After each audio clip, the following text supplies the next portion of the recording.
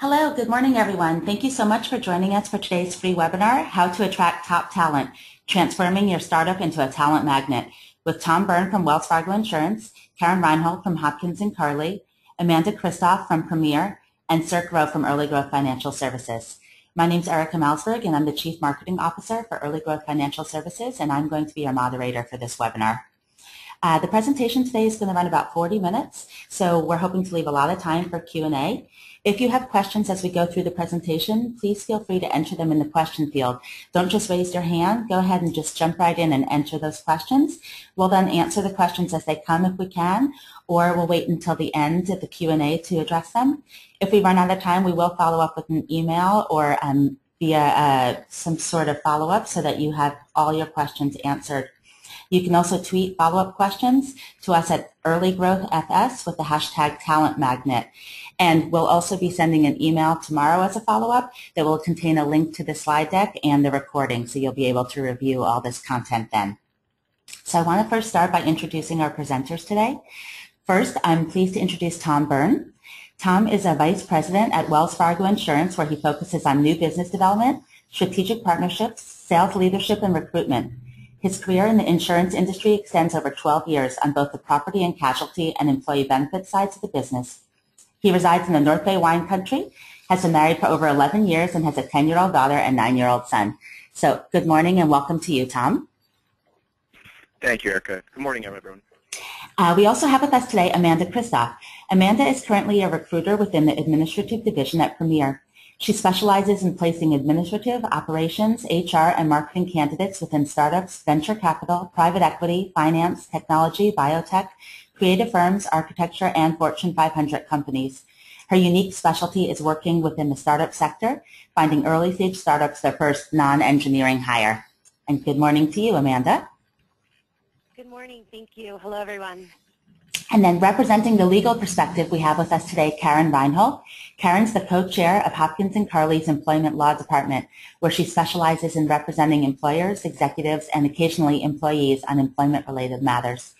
Karen served for 15 years as in-house employment and trial counsel for a large publicly traded corporation and also practiced law for many years with a large multinational law firm. In addition to providing advice and counsel on a broad range of employment-related legal issues, Karen has extensive experience as a trial lawyer. So good morning, Karen. Good morning. Happy to be here. Hello, everyone. Thank you. And last but certainly not least, we have with us today Sirk Roh. And Sirk is the Chief Operating Officer for Early Growth Financial Services. He has 25 plus years of finance experience, with 17 years serving in financial leadership roles with high-tech companies. He's an accomplished finance executive focused on leading early-stage companies through strategic financial decisions. So good morning and welcome to you, Sirk. Thank you, Erica. Good morning and good afternoon, everyone. So before we dig into the agenda, Tom, can you just start by saying a few words about Wells Fargo Insurance? Sure. Wells Fargo Insurance. Everybody knows Wells Fargo, the bank, but not many people know about Wells Fargo Insurance. We're one of the best kept secrets. We're the third largest insurance broker in the Bay Area and one of the largest insurance brokerages in the world. And in the technology and emerging tech space here in the Bay Area of California, we've built the practice to take on companies that are in the 2 to 3 person startup mode and are able to scale with them as they grow through liquidity events, acquisitions, IPOs on through public company.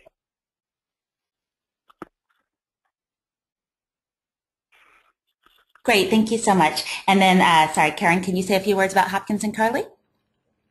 Yes, thank you. Hopkins Carley is a regional law firm with about 70 lawyers. We have offices in Palo Alto and San Jose. We serve clients all over California, but principally in the Bay Area.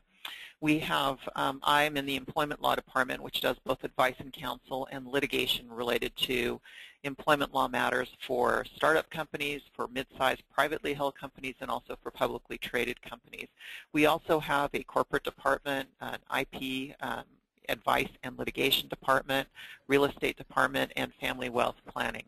So we provide all kinds of services to businesses and individuals in California. Wonderful, thanks. And then Amanda, can you just introduce Premier a little bit? Yes, Premier's been in the Bay Area for about 15 years, and we now have offices in both Silicon Valley and the East Bay. And we have a direct hire division which focuses on administrative operations, positions, marketing, customer support, and we also have a sales division and then contract. So we feel very lucky and fortunate to be able to service so many different clients in the Bay Area. But as you mentioned earlier, more recently we've been really focusing on working with startups and VCs and things like that. So yeah, that's pretty near. Great. And then again, last but still not least, Sirk, can you say a few words about Early Growth Financial Services? Absolutely, be happy to. We are a national firm that provides outsourced financial and accounting services for the small and medium-sized businesses. For companies who are still not big enough to necessarily want to or can afford to be hiring people internally on a full-time basis. We provide 4 types of services. We provide CFO level services. We provide transactional accounting and bookkeeping services. We do tax returns, corporate tax returns. And finally, we also do 409A valuations, which we will be talking about in this presentation. Great, thanks. We have about 25 CFOs across the country and 70 accountants.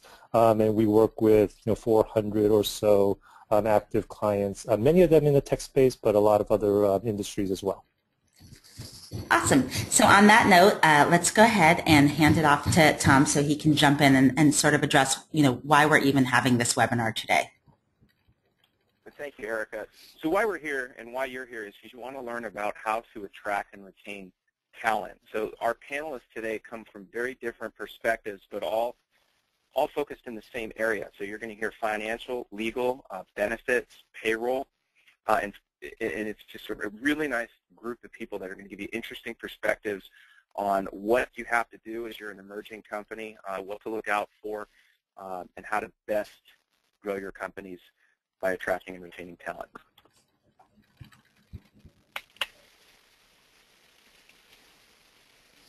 And so this is kind of what we'll be going over today. We'll be talking about what you should be thinking about from a hiring plan.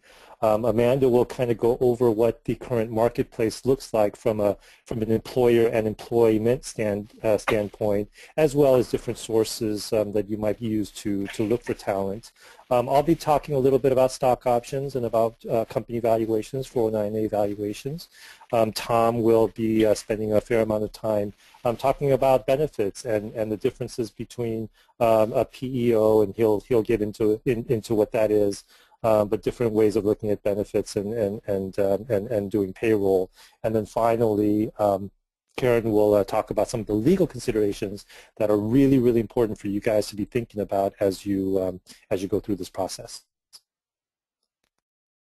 So I'll hand it off to Amanda to talk about kind of the state of the situation right now. Okay, thank you so much. So I wanted to talk a little bit about just how to go about hiring, because obviously that is one of the key things in any company, is hiring the right people and retaining the right people. And so one of the things I always tell my clients first and foremost is, sometimes people just like to dive in without really creating a plan or having an idea of what they need in terms of what kind of support they need or what kind of personality they think would be a good match for their team, and they just hire, and then oftentimes those people end up not being right. So the thing I recommend first and foremost is just identify as a team what your hiring needs are. So if you are an early stage startup and you have built out your product and you just received a round of funding, and so you can finally start hiring people, you really want to think about what your team needs and base that on sort of your objectives and come up with a hiring plan and metrics around achieving that versus just diving into hiring. And one of the key things to hires I believe to be essential when you're an early stage startup is hiring a really good office manager, because they're really a Jill or jack of all trades. They basically can offload anything off your plate that's not closest to the dollar for your team and closest to building the product or getting your brand out there. And so a lot of my clients don't realize they need it, and then when they hire this person, they always thank me afterwards, wow, I just had no idea how much I needed this person and how much they can really take on. So that's really a key hire for people when you're just starting out. I think it's really important when you are, after you've created sort of your hiring needs, to educate yourself on the current marketplace, because you want to be competitive. It's extremely competitive in the Bay Area right now. There's a lot of companies hiring, and candidates, it's pretty much a candidate's market. So you really want to make yourself competitive, and the way you do that is by understanding, you know, what kind of salaries, understanding the range by asking other recruiters or maybe some of your friends that are also starting companies, but really understanding what a competitive salary is, because right now they're pretty high. Also understanding how much equity to give out. That's definitely a selling point to candidates, is a piece of equity. They feel more, you know, valued and dedicated to the company when they get a piece of equity. And then just sort of, you know, understanding what that person and, you know, what candidates are asking for in terms of like perks and, you know, what kinds of packages have been attractive to candidates and what have won them. And so educating yourself on that will really help you, I think, be competitive and make the right offer. And when it comes to diving into finding people, sourcing, of course, employee referrals are always the most ideal, because, you know, it's someone that already knows your company that's working for you, and that wouldn't want to put somebody in place that doesn't, you know, that isn't a great person, because it speaks about them. But if, you know, if you've kind of exhausted your own referral base, it's really good to form a partnership with a recruiting firm, especially one that is dedicated to understanding who you are, what your company culture is, what your hiring plan is, and really acts as a partner in the process, not just a vendor or a recruiter, but really cares about making sure you identify the right people. And so I always recommend startups, like, when you're ready to hire, like, ask around what recruiters they've worked with and get referred in, because that's how you're going to get the best recruiter to work with, is usually through referrals. You know, of course, social media is always a good platform to find passive candidates, LinkedIn, Facebook. There's a lot of tools now. And depending on the volume of hires, like, you know, maybe you're not ready to hire that permanent person, but you need some bodies in there to just help. It's always good to think about, you know, hiring someone on a contract base, and working with a contract recruiting firm too is also a good resource for you, because they just make your life so easy. So building a relationship again with another a firm that has that resource, I think, is key when you're starting out. Great. And Amanda, before we move on, we have our first question from the audience here. This may be partially a question for you, partially for Sirk, but Colin, it's kind of specific, but I thought it was kind of interesting. So Colin was wondering, should an early stage startup hire a salesperson, either on salary or commission, retain them as a freelance consultant, or should you just have the founder spearhead sales since they're the most passionate and informed? I thought this was an interesting question just in terms of thinking out your hiring needs. You know, is a salesperson one of those first hires that an early stage startup should think about making? I think that's a great question, and I think it depends on your product. So if you have a product that's ready to go to be sold to consumers, I think that hiring a good salesperson is definitely a key hire and should be one of your first. And a good salesperson is someone that always is hired on with a base and a pretty aggressive commission structure.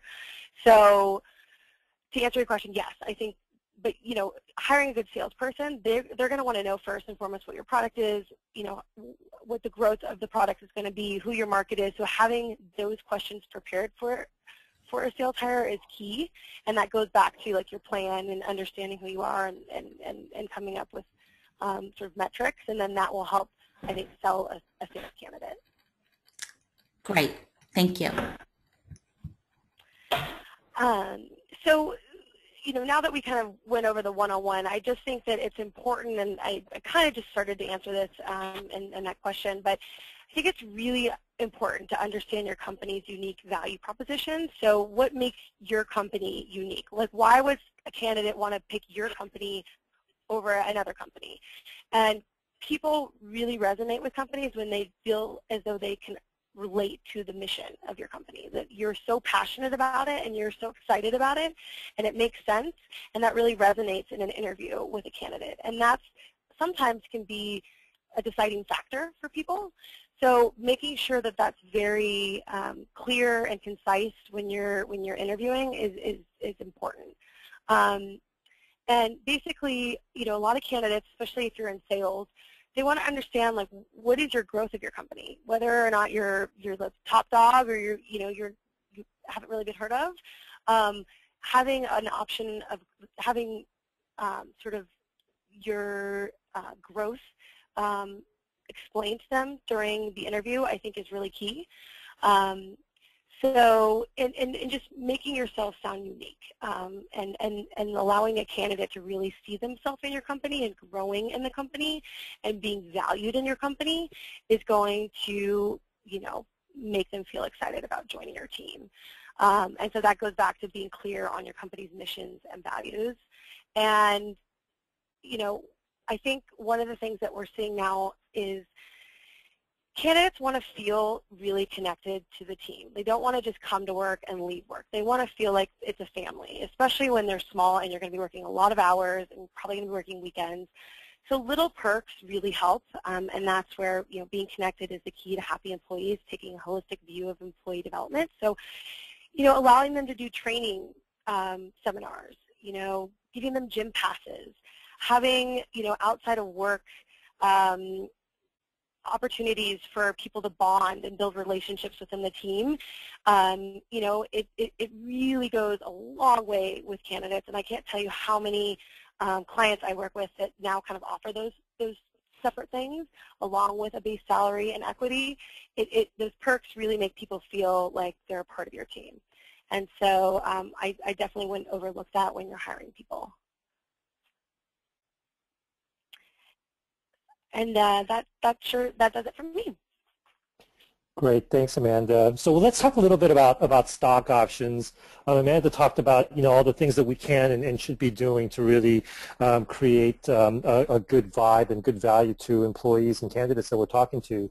Stock options is obviously one of the key ways that we are going to incent our employees and really a key selling point, especially if you know that you have a good product, good prospect for growth in your company. Then this is one of the ways that you're going to really be able to differentiate yourself as a place to work and to have a career, especially vis-a-vis against bigger companies. And so, when we're talking about stock options, just as kind of a background, basically what it does is it gives employees, or it gives any stock option holder, equity in the company and an option to buy stock at a predetermined price. And hopefully when you're an early stage or small company, it's at a very, very low price. Employees then are incented to help the company grow, and as the company grows and as the value grows, then they actually reap some of the benefits of the growth and the value of the company. So, as we're structuring stock options, I think what you'll kind of find is kind of a norm is to, offer employees a certain percentage of the company in terms of stock options at that point in time. You'll probably structure it so that it is that it vests over time, so you're not going to give it all out and have it vest immediately. Typically for employees, we see a lot of 4-year vesting periods where the first quarter of stock options vest after 1 year, so there's a 1-year cliff, and then following that, you might want to just allow them to vest monthly, so that every month thereafter they're getting additional stock options that vest. We should talk about the strike price, and the strike price is basically the price per share that the option holder will be able to purchase the stock for when they exercise their option to purchase. And again, at an early stage, smaller company, before they go public. Before you go public, the strike price is going to be it should be at a reasonably affordable price per share. And so again, that kind of incents the employee to know that as the valuation grows, that there's going to be a lot of upside. But we'll talk about the strike price when it comes to how do we actually get to a strike price that is fair when we talk about 409A valuations. Stock options versus restricted shares. So restricted shares is different in that it's actually to buy stock, but you're actually giving stock to the employee, and so they don't have to purchase it.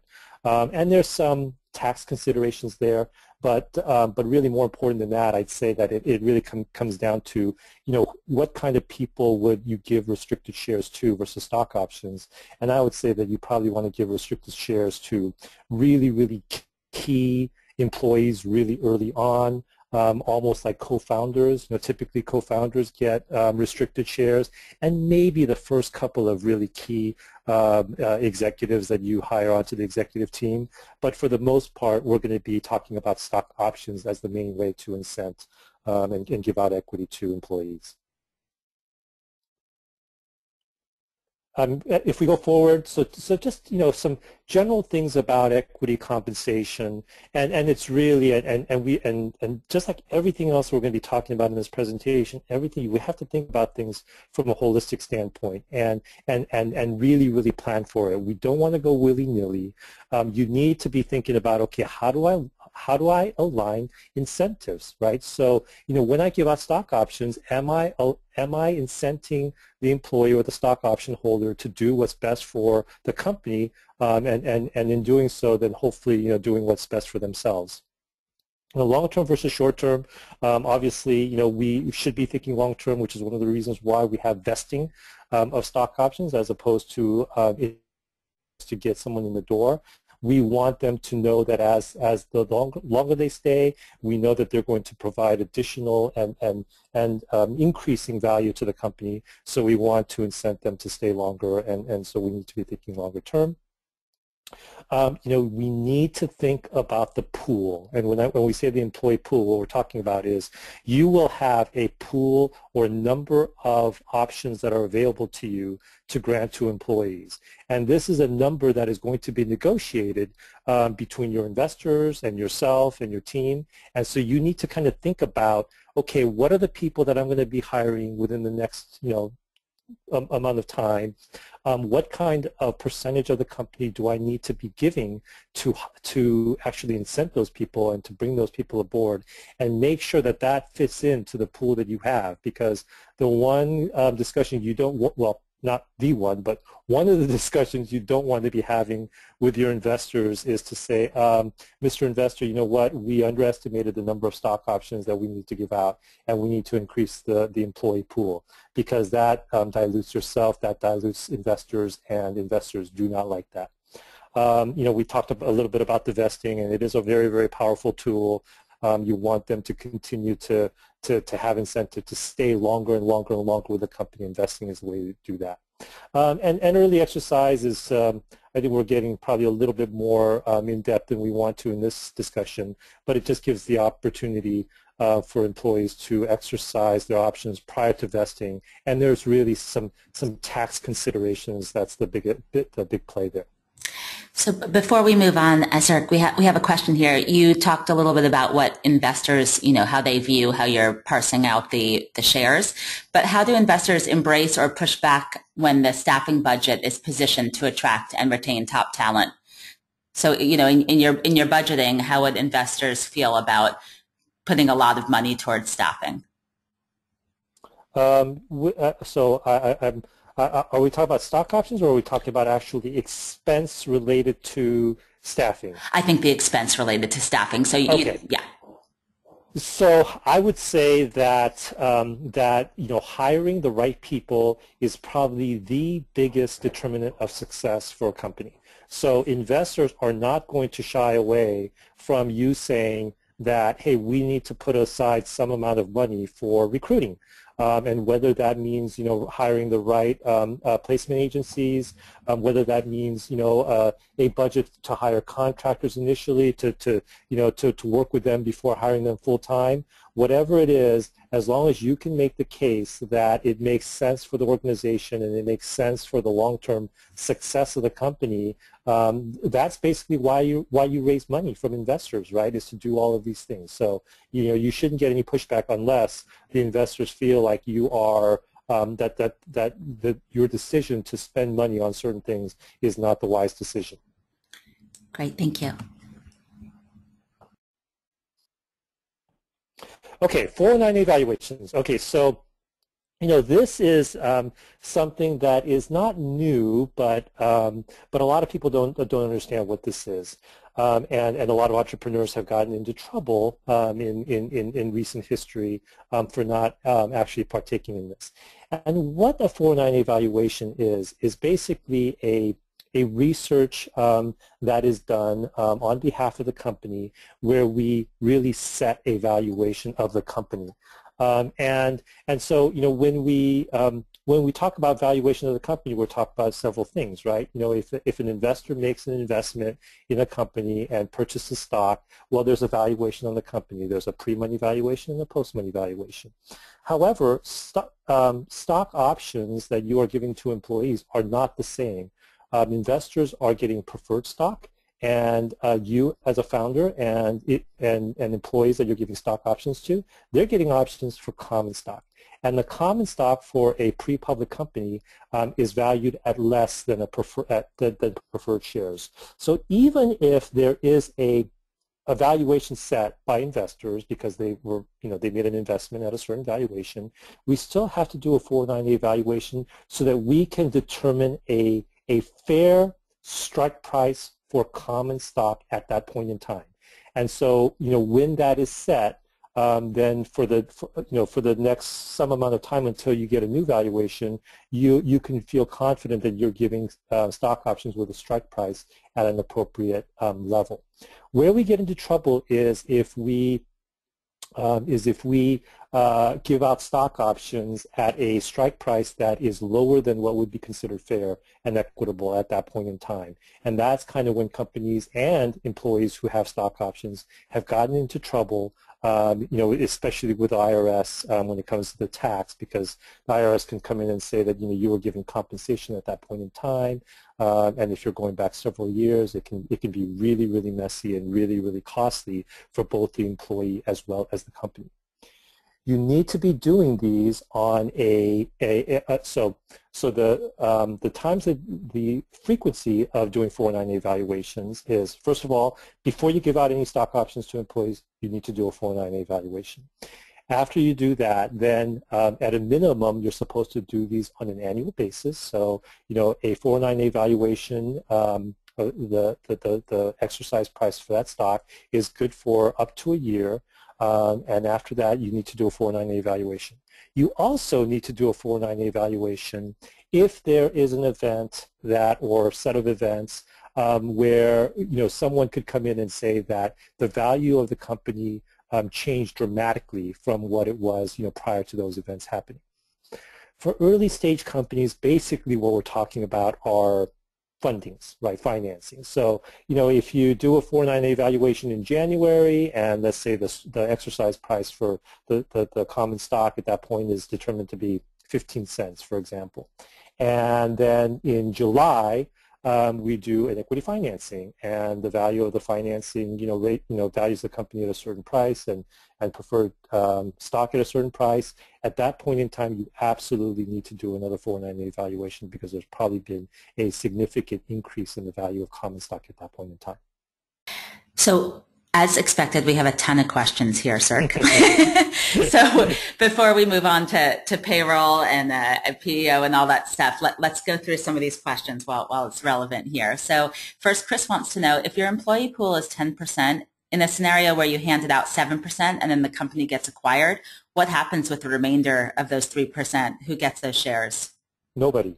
So those any options that were not granted just basically fall off the cap table at that point in time. So from a fully diluted perspective and from a per share perspective, for that acquisition, the shares that were not granted will basically not count for anything really.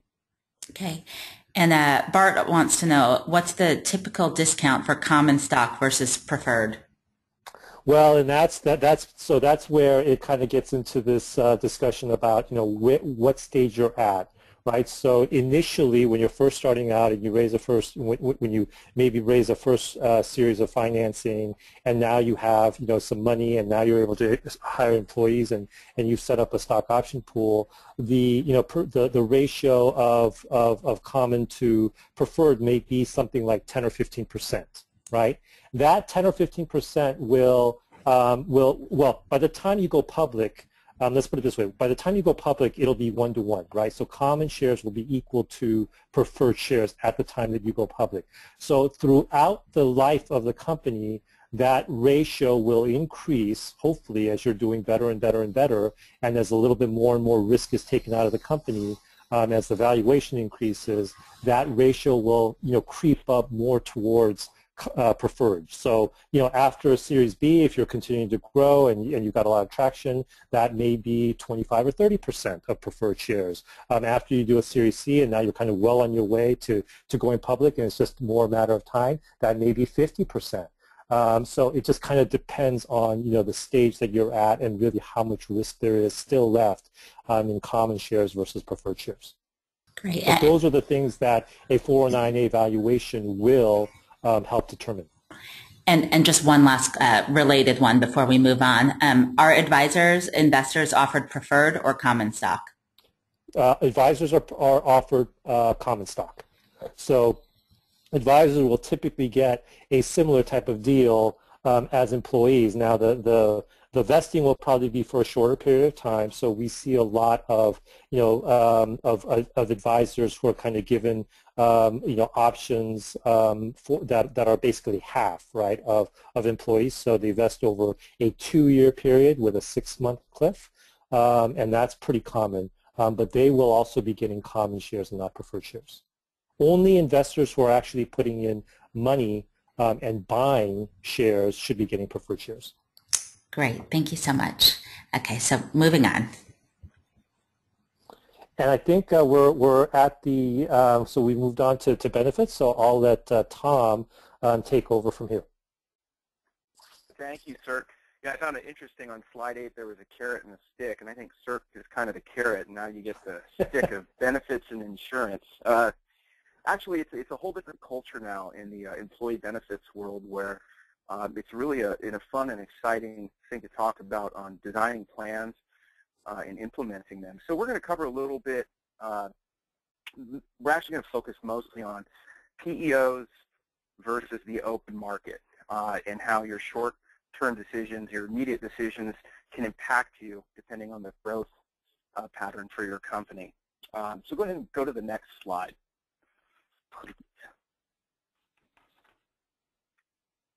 Okay, so I just built this model just to show you kind of the typical growth stages of a company. You've got your 2 to 3 person startup, you're in your garage, you've got this idea, this concept, you're coding, whatever that secret sauce is, you're building it, then boom, you see it, you've got it, you can take it to market, you're seeing some traction, but now you're at the point where, I've got to grow, I have to hire, I have to start bringing people in so I can really take my vision to where it needs to go. So then you hit the next stage, which is you start to hire some people. You're really an emerging company.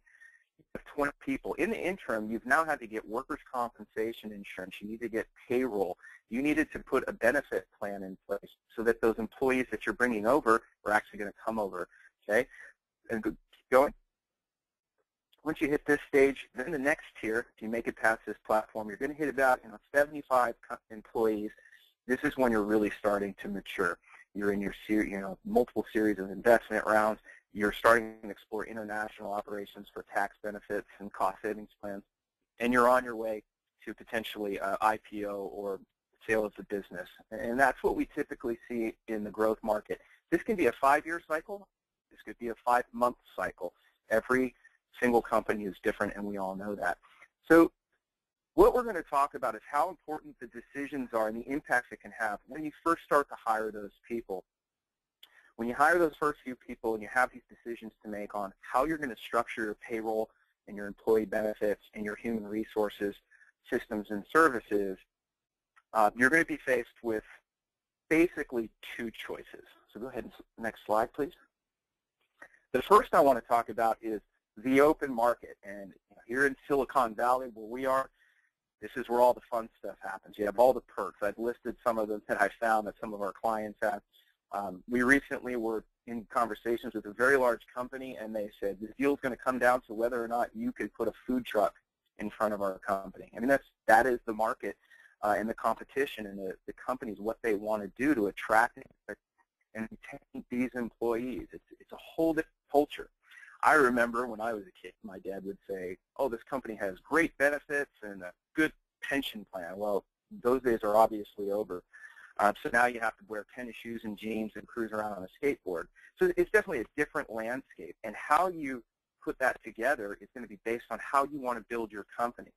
In an open market, you have the flexibility to do this. And you can work with consultants, get benchmarking from what your peers and your competitors are doing to make sure that it fits in line with your vision as well as what's out there so that you are competitive.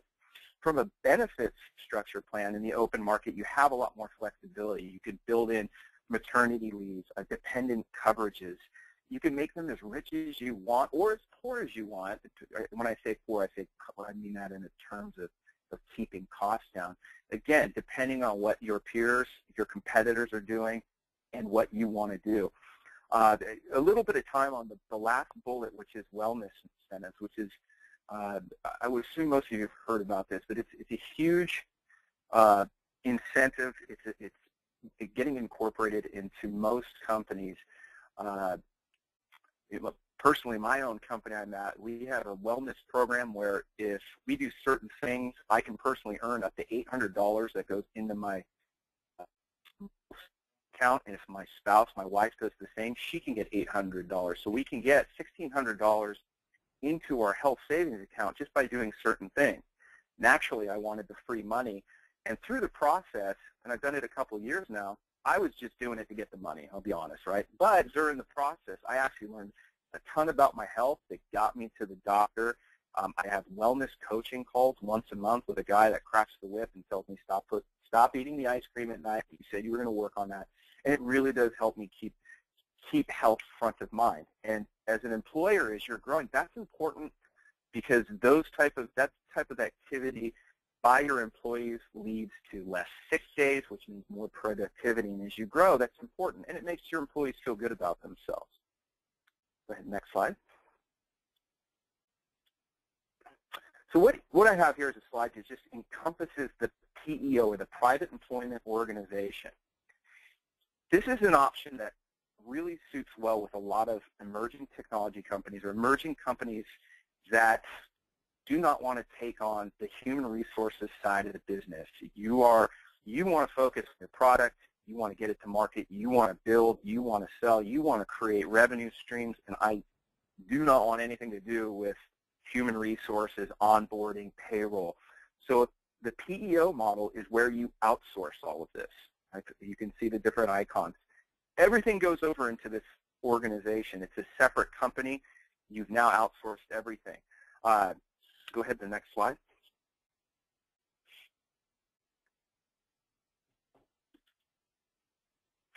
I'm just going to give you, apologize for the silence, but I would like to take a few, 20, 30 seconds to give you the time just to sort of read through these bullets. On the left side are the advantages of the PEO, and on the right side are the advantages of the open market.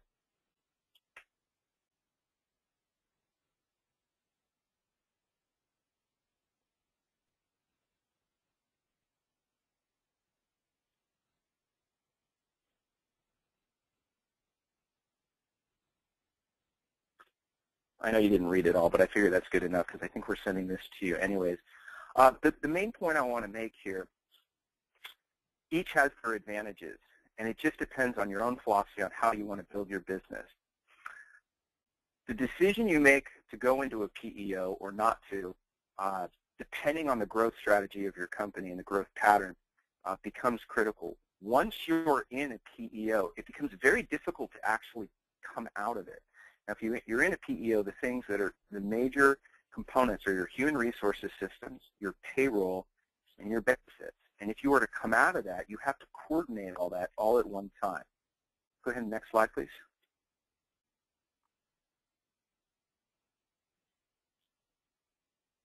And what I did here, I put a little slide together of some of the the aspects when you're coordinating a PEO and how you're going to exit out of it. And I think the most important thing is that it's a 6 to 9 month process. Okay, the first step is you have to, it's time. Okay, you're growing. You're going to need to take on that human resources function. You're going to have to hire a human resources consultant, potentially bringing on a human resources director or an executive. You're going to have to vet them. Okay, referrals are great, but it's going to take some time to actually find that right person that fits what you're looking for in the company's culture. You're going to have to find a good payroll vendor that fits everything you're looking for, and the cost structures make sense and the systems make sense. Same with your benefits. You're going to now need to find an employee benefits broker that you feel comfortable with that's going to lead you to where you need to go. Your systems have to line up. Okay, now you've selected your vendors. Now you got to coordinate the system and how that's all going to transition, what that's going to look like, how that's going to end up in your employees' hands to make sure that they get their paychecks when you make this transition. The benefits, the plan designs, which insurance carriers are you going to? If you're in a PEO and you happen to be in one of the blues, a Blue Cross Blue Shield, a lot of times when you come out of that PEO, you won't be allowed to go into Blue Cross Blue Shield in the open market. And that's important because a lot of people like those plans. And if you have to tell your employees, you know, because we're doing this, we're no longer going to have the blues as an option, that can cause a lot of turmoil, a lot of static, a lot of noise. So it's again, the things you need to consider when you're making this decision as PEO or open market. And then the entire infrastructure needs to get built to prepare for this. And then finally, a coordinated date with all the service providers, all the systems. It has to be coordinated so that all at once it's a seamless transition. Communications have gone out to the employees so everybody feels comfortable. The point here is it's a 6 to 9 month process. Now, a lot of times companies will decide in the PEO model, and it does make perfect sense. The challenge is when it's time to come out, and the reason it's time to come out, cost savings. Once you hit 50, 60 employees, if you are still seeing a continued growth of hiring, it becomes cost ineffective to be in the PEO model at the tune of 5- and 6-figure extra expenses and tax savings that you could be taking advantage of. So the challenge that we see is when that growth pattern hits, nobody wants to deal with it because they're having so much fun having their company grow and expand. You have somebody saying, you get this call from a benefits broker saying, you know, you really should consider coming out of your PEO. And you're like, no, I don't want to deal with that. But you're hemorrhaging money as you continue to grow. So the timing of this 6 to 9 month process, when you look at it, you really, really need to be proactive. You should really have a good understanding of the process, what it takes, already have your benefits, your payroll, and have that all vetted and ready to go so that it's not a huge project that you have to take on when you're growing rapidly. And that's the biggest challenge we face in this market. And we see it time and time again where there's people that are interested, like, yeah, you're right, we have to get out of this, but then they can't find the time to actually go through the necessary steps, and it's costing a significant amount of dollars. The other thing is a PEO, it's an outsourced organization, so if you really want to build a culture, red, yellow, blue bikes and buses and food trucks and tennis shoes and scooters and all that, and incorporate that with the flexibility and designs of the benefit plan, very difficult to do in a PEO. It has this feel of, you know, if I'm an employee at a company with a PEO, I'm calling that organization versus calling somebody that may sit down the hall from me that I know and asking them for help. So there's a big difference in feel and culture. So those are all the things you need to consider, and I always stress the timing and the consideration of when you make that decision is critical. And understand if you're making this decision, make sure you talk to a few parties. Talk to a few PEO providers. Talk to a few employee benefits consultants and brokerages, a few payroll companies. Get all of their flavors. Get recommendations from people you know and trust. Build your own team that makes the most sense. Make the decision. Go forward. Next slide. I think that's it. I am done. So now I'm going to pass it on to Karen. She's going to talk to you about the legal considerations when you're attracting, retaining top talent. Thank you, Tom. As I'm sure you all can hear from listening to the prior speakers, there are so many different things that you are worrying about and considering when you're ramping up hiring, whether you're an emerging growth company and going from fairly small size to a larger size, or whether you're even fairly established and you've got to ramp up, say, an engineering pool because you've got a product you're trying to get out. I'm going to focus on legal risks because the employer-employee relationship inherently have certain legal risks for the employer associated with it, and there are some basic things you can do that won't incur huge expense on the legal side, but which you need to keep your eye on to make sure you mitigate risk as you're chasing after employees, particularly key employees that you want to bring into the workplace. So on this slide here, I have the various issues I'm going to go through, and we'll move through them fairly quickly, and I'll focus probably more on the top of the list than the bottom, but we'll have a few words to say about the bottom. The first issue I want to talk about is restrictive covenants. When Amanda was talking, she talked about who is your best source for hiring employees, and the answer to that we know is referrals from existing employees. That's absolutely true. It continues to be true. The problem, particularly in the Bay Area and in the Valley, is that most employers have their employees sign agreements when they start working for them saying that once that employee leaves the employment for a year after that, the year is the typical term used, they will not solicit any employees from there to leave the company. So that means as you bring in, for example, a key hire, a key engineering hire, that engineering hire may have an agreement with his last employer that says he can't go and solicit his key employees or his best employees from the last employer to come join him at his new enterprise. When you really think about that and think about hiring and how it typically happens, it's obvious to see how much risk is around that, because most people, when they join a new company, if they have to build a team, the first thing they do is they think about who have I worked for before and who do I want on this team that I've worked with before, and they start making phone calls. And if they don't make the phone calls,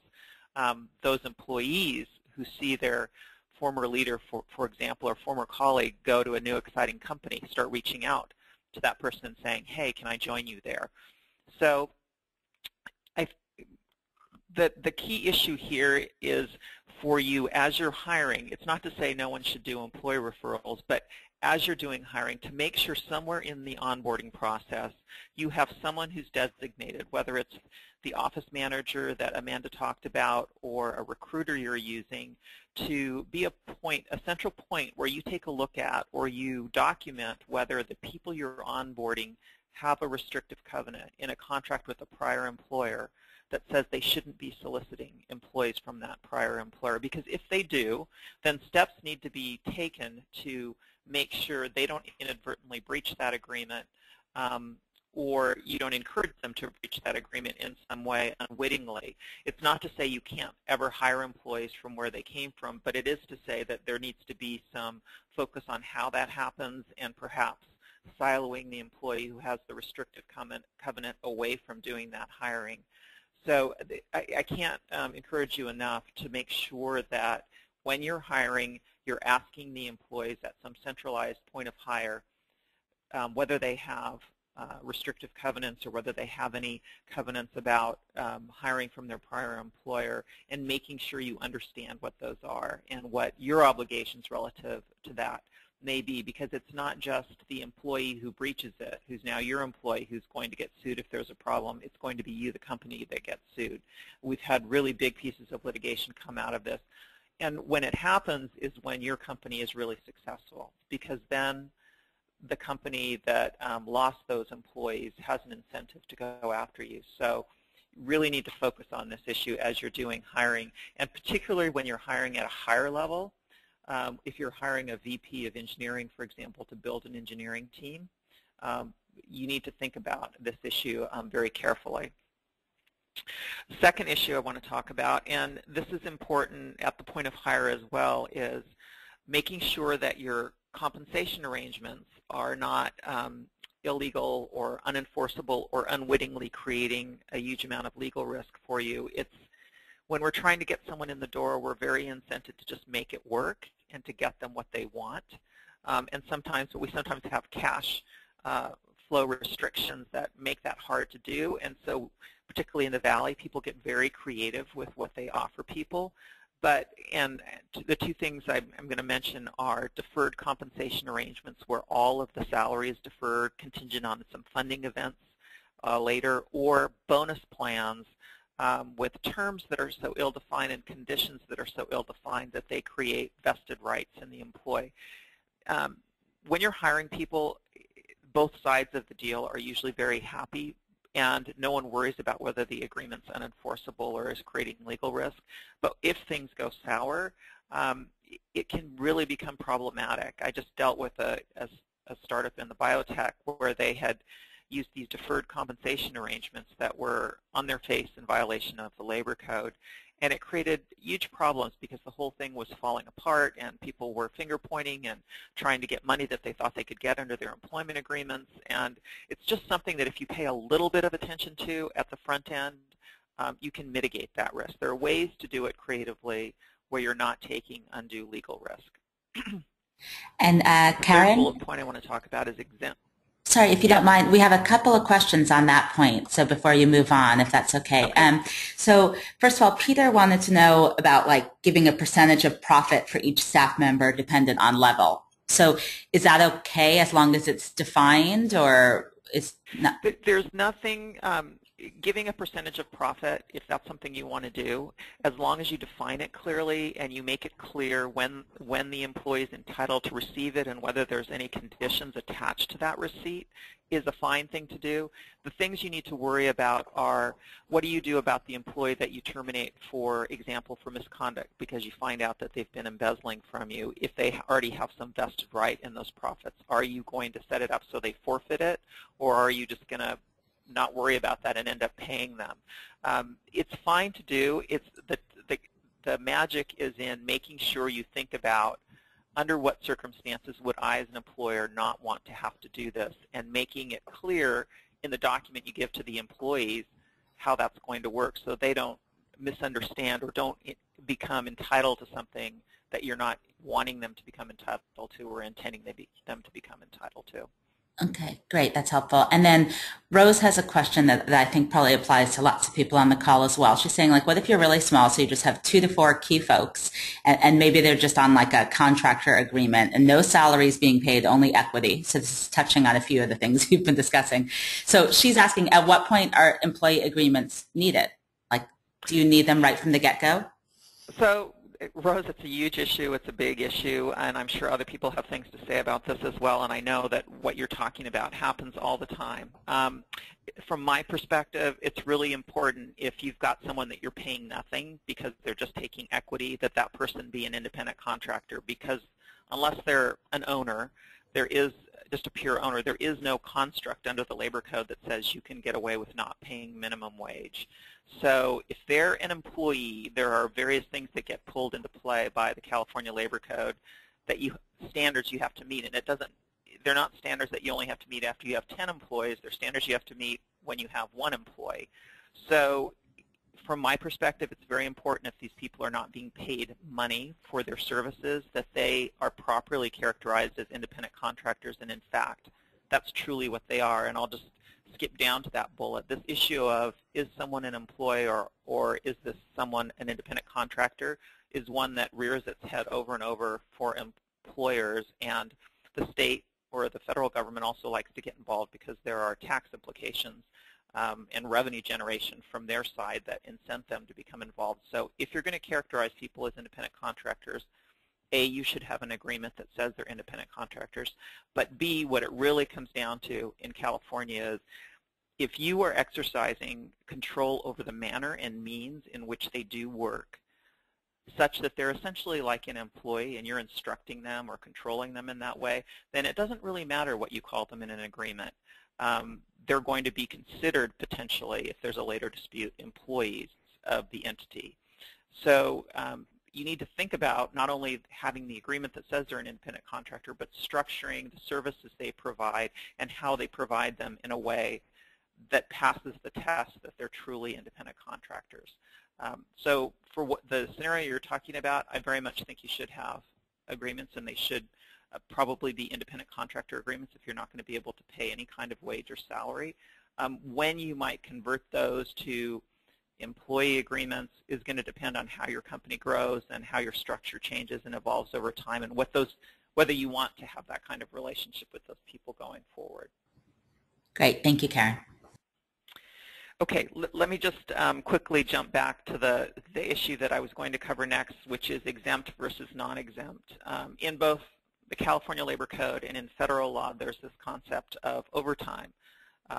And if you're a non-exempt employee, meaning an hourly employee, and you don't fit into some duties test for being exempt from overtime, then you earn overtime in California for every hour you work past 8 in a day and every hour you work past 40 in a week. And overtime is time and a half of whatever your regular rate of pay is.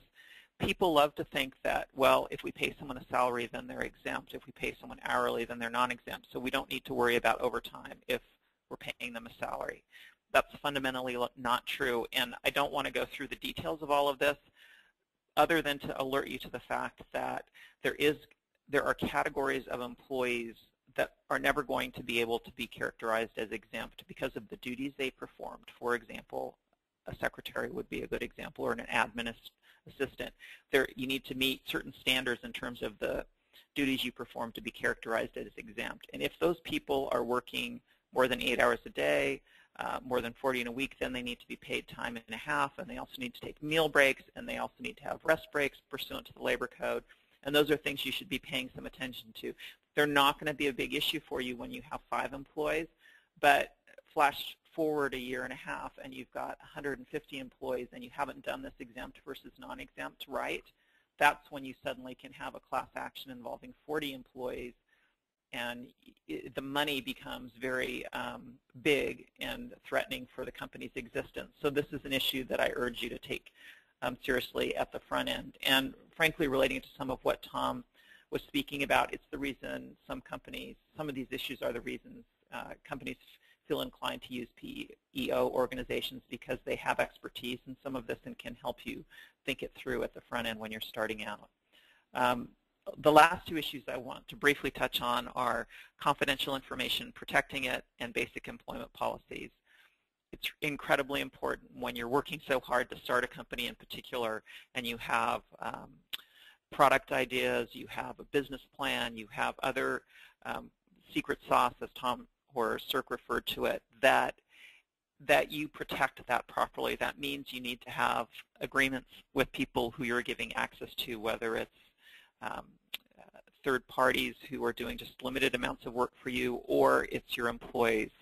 You need to develop a standard non-disclosure agreement, confidentiality agreement, proprietary information inventions assignment agreement. They're called various names that certainly your employees sign, that independent contractors sign, and that you also have centralized in a place and a person who's responsible for to make sure nothing slips through the cracks. It's something that I'm surprised how often you get to having 7 or 8 or 10 or 12 employees before this gets thought about, and it's incredibly important.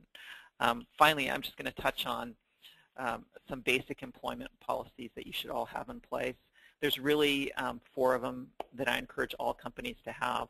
One is an anti-harassment policy. It doesn't matter how many employees you have. Under both federal and state law, you can be sued for harassment if it takes place in your workplace, and you have absolute liability for anything your supervisors or managers do. So it's important to have a policy in place that says you don't tolerate it, and also provide some reporting mechanism. There's been quite a bit of press in the last couple months about a few startups that have gotten themselves into trouble on these issues. Similarly, equal employment opportunity and non-discrimination policy, it's a must-have. It should be distributed to all employees, as is the anti-harassment policy. Going back to the non-exempt, exempt issue, you should have some kind of meal period and rest break policies if you have non-exempt employees, and most of you probably do. And I know this one's really a hard one, because the culture in the Valley is not to take meal periods to bring food in to people to work through lunch, et cetera. And at the end of the day, if that's something someone purely volunteers to do, you can defend yourself, but you've got to have a policy that tells people that they're entitled to take the meal period. entitled to take the rest break, and that you encourage them to do that and to not work during it if you have non-exempt employees, and frankly most employers do. And then finally, I would encourage you to think about and have in place some kind of policy that deals with, are you going to let employees bring their own devices to work? If so, what does that mean in terms of risk of control regarding your information? If they're going to use your computers and other devices, what right are you going to preserve for yourself to search those if you want to, given that it's the company's property? And I would encourage you to preserve that very broadly. And also, what kind of policies are you going to put in place in terms of social media use on behalf of the company or regarding the company? That's something that you want to think about depending on what kind of business you're in, et cetera. So I think that's all the comments I have. Great. Thank you so much, Karen. So that takes us to the 11 o'clock here. If we could just go quickly round the horn and just 2-sentence final thoughts here. Amanda? My final thoughts are hire an office manager. Once you get that first round of funding, they save your lives, and really come up with a hiring plan and really, really think about what the mission of your company is, so that you can really relate that to candidates when you're interviewing them. Great, thanks. And Sirk? Yeah, I would just say, if you look at the entire presentation and everything that we've discussed, you have to plan, right? You have to plan on the front end. There's a lot of things that you have to consider, and it all has to be looked at in total as well as individually. Great, thanks. And Tom? Can I just say? Yeah. Oh. Go ahead. It's okay. Go ahead. Oh, I was just going to say, what he noted was just going into your plan with intention. Having a really set out intention, I think, will help your company be very successful. Sorry. Thank you. That's okay. Sure. And Tom? Thank you. Yeah, just plan, make a decision, think through it when you're going to go either a PEO or your open benefits plan. When you're considering it, if you go open market, I recommend finding an insurance brokerage that can take you from where you are all the way to where you go. A lot of niche providers focus on the small sector but can't necessarily take you where you need to go. There's plenty out there that can take you from start to scratch seamlessly with all your systems.